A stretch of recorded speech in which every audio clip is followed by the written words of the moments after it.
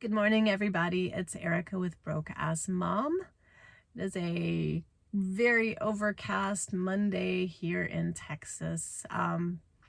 Anyway, I want to discuss with you financial independence. I realize that, especially being female, sometimes we find ourselves in roles in relationships where we become financially dependent on a partner, boyfriend, a spouse, husband, to have them bring in all of the income while we stay home and manage the household, the children, and just sometimes become dependent on them out of necessity because it is hard as hell to do all of those things. It's very difficult to raise kids, keep your house in order, as well as hold down a job. It's just really hard. A lot of people do it. I do it, but it is extremely difficult to do all of those things. And so sometimes, especially if our kids are little, we are naturally inclined to just let the other person be the breadwinner and just, make all of the money, and we become really dependent on them to do all of that. And we get into a comfort zone to where we just want to believe that things are always going to be the same and they're always going to be able to do this and we'll be able to depend on them when we're not going to have to worry about money. And sometimes things actually do work out like that. Sometimes husbands or partners, but sometimes we become overly dependent on that other person to just always be there. And a lot of people end up getting divorced. Some people just freaking leave. Some people, unfortunately, pass away. And when things happen unexpectedly that we were not prepared for, it will just rock your world in the worst possible way. I mean, imagine finding yourself all of a sudden without uh, someone there to provide a source of income, and you two have to deal with paying bills, big bills, especially when there's nobody else there in place, raising children, and it can really turn your world upside down. And a lot of people have dealt with that. And so it's really, really important to me to let you know that you need to be financially prepared, even if you are not actively working right now or don't have anything going on. It is so important that you have the ability to do so, be it getting a degree if you don't already have one, or certifications in your spare time at night online while your kids are sleeping or during the day or whatever. It's so much easier to go to college now than it was when I went.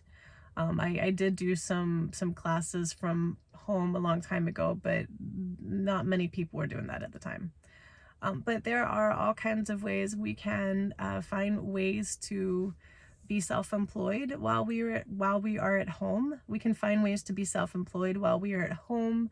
We can build businesses on our own. We can sell stuff on Etsy. We can sell stuff on eBay. We can come up with service-based businesses. We can acquire new skills. We can do all kinds of odd jobs, clean houses, whatever, just to have money stashed away and in the bank, ideally. I know that's like very idealistic for a lot of people, but it is definitely good to have that safety net, even if it's a small one. Make sure your credit is good so that if you really have an emergency, then you will be able to utilize it, and maybe get a credit card if you need to, if you don't already have one.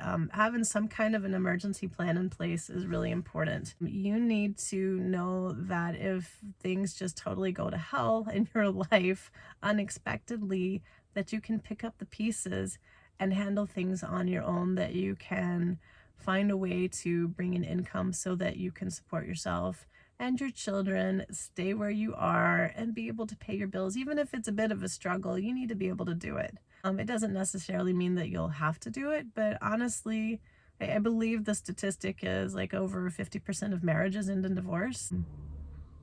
People do get sick. Sometimes people become unable to work. You know, there are so many things. Sometimes relationships, God forbid, are abusive, and you just want to get the hell away, or at least have the option of leaving a relationship if it gets unbearable, if he is just so awful that you cannot do this anymore and you need to just walk away with your kids. And certainly if there is any violence, you need to get out of there. You need to get to a different situation where you do not have that person in the home anymore. But you need to you need to set yourself up so that you have options if you need them, instead of finding yourself not knowing what to do with a GoFundMe account, hoping like hell that, you know, somebody's going to donate so that you can at least pay your electric bill for the next month. You don't want to be in that situation. It's a really scary situation. You need to know that you're going to have housing. You need to know that you're going to have food and be able to provide for your kids and yourself, and just at least keep some order of semblance in your life. Knowing how to provide for yourself, I credit my mother with that. Growing up, I had a two-parent household. My parents were married up until my dad died a few years ago. So they were married over 40 years.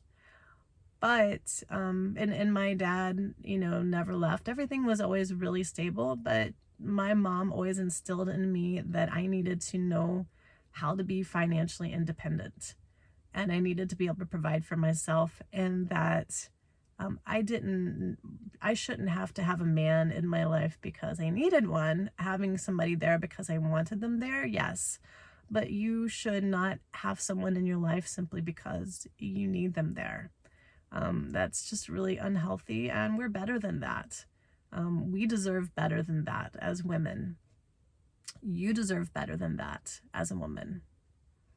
So I'd love to hear from you. I know that you can do it, and I want you to be able to do things for yourself and not have to depend on anyone.